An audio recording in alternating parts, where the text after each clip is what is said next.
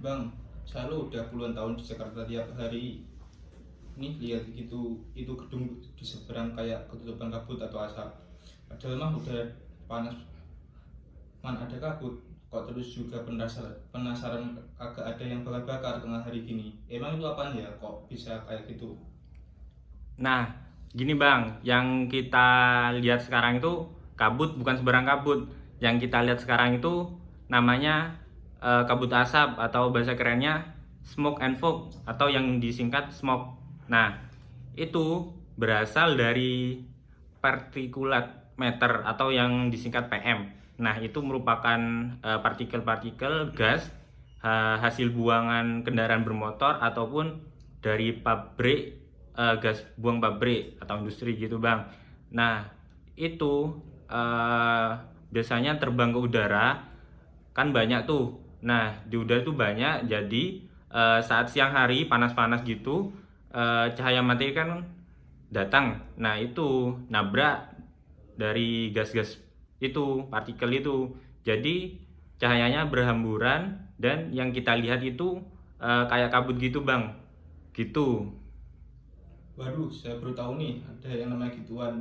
Tapi bang, ibarat kata kan tuh kabut muncul terus-terusan udah bertahun-tahun. Gimana cara ngatasinya?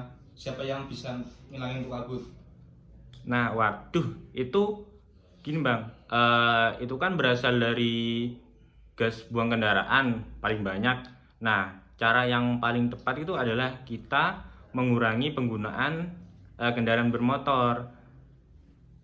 Kita beralih ke kendaraan umum seperti bus atau LRT, MRT gitu Bang. Karena gas buangnya itu lebih dikit. Nah, sebenarnya kabut ini kalau malam ya hilang juga Bang, karena nggak ada cahaya matahari. Juga kalau hujan juga itu eh, saat hujan itu udara kita dibersihkan. Nah, gitu Bang. Jadi kalau hujan ya udaranya bersih, kan partikelnya ikut turun ke tanah dengan nempel ke air gitu Bang.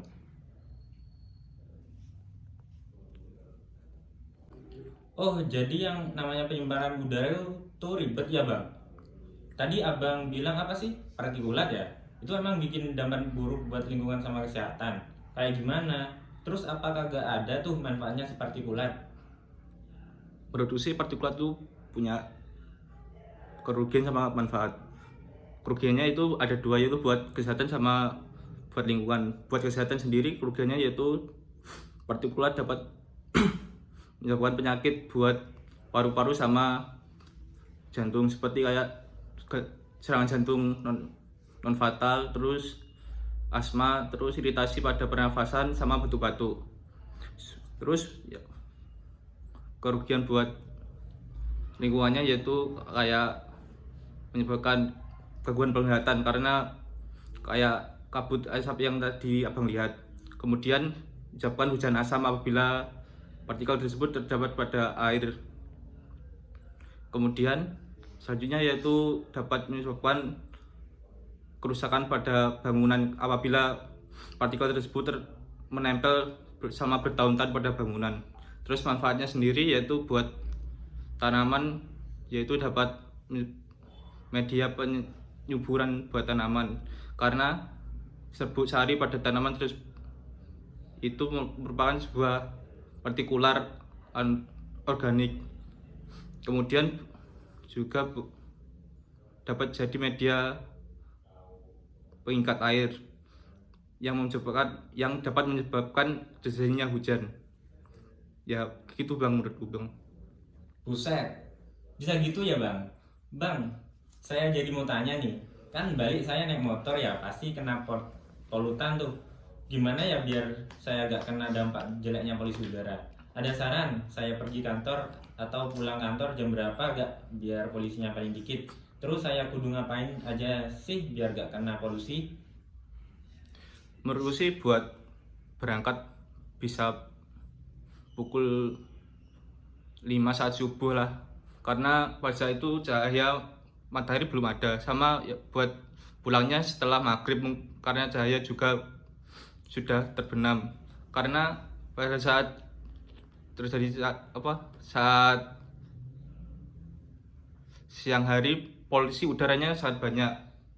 Kemudian bisa juga mengurangi penggunaan kendaraan pribadi, seperti kayak menggunakan angkutan umum, kereta api, dan lain-lain. Kemudian buat ngurangin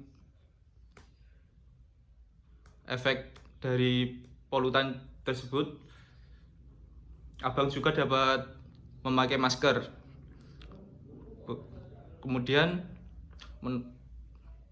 menanam tanaman di sekitar rumah sama kantor. Gitu bang menurutku. BTW nih bang, saya jadi penasaran. Kalau di luar banyak polutan gitu, di dalam ruangan pasti lebih aman dong ya? Kagak ada kan? Ya polusi di dalam ruangan. Nah, emang apa coba sumber polusi di ruangan kayak gini? Kalau menurutku sih polusi udara di dalam ruangan juga ada, malah lebih banyak di dalam ruangan dibanding di luar ruangan. Aku sebutin beberapa contohnya aja ya, misal dari parfum, cat tembok, pengharum ruangan, itu partikel-partikelnya namanya yaitu VOC. Terus ada lagi yaitu dari atap, lantai, terus material bangunan, itu partikelnya namanya asbestos. Terus yang terakhir yang sering kita temui di dalam ruangan maupun di luar ruangan yaitu asap rokok. Wih mantap bener nih bang. Kan kita kerja di perusahaan konstruksi bangunan ya bang. Terus saya dengar-dengar abang ini lulusan teknik sipil UM, cum laude lagi. Emang apa sih manfaatnya tahu penyemaranan udara buat lulusan sipil bang? Gimana kepakainya itu? Kalau menurutku sih pencemaran udara itu penting ya buat lulusan teknik sipil. Soalnya kan kita bisa tahu dampak negatif dari pencemaran udara terhadap lingkungan dan kesehatan manusia. Selain itu kita kan juga bisa belajar lebih banyak dan bisa memahami pengaruh dari pencemaran udara pada bangunan dan infrastruktur. Terus kita alumni sipil, setelah lulus kita bisa kerja jadi insinyur lingkungan, konsultan lingkungan, dan kita juga bisa kerja di industri kimia. Siap bang, ilmu yang abang ceritain gak bakal saya lupain. Makasih banyak bang. Ya, sama-sama.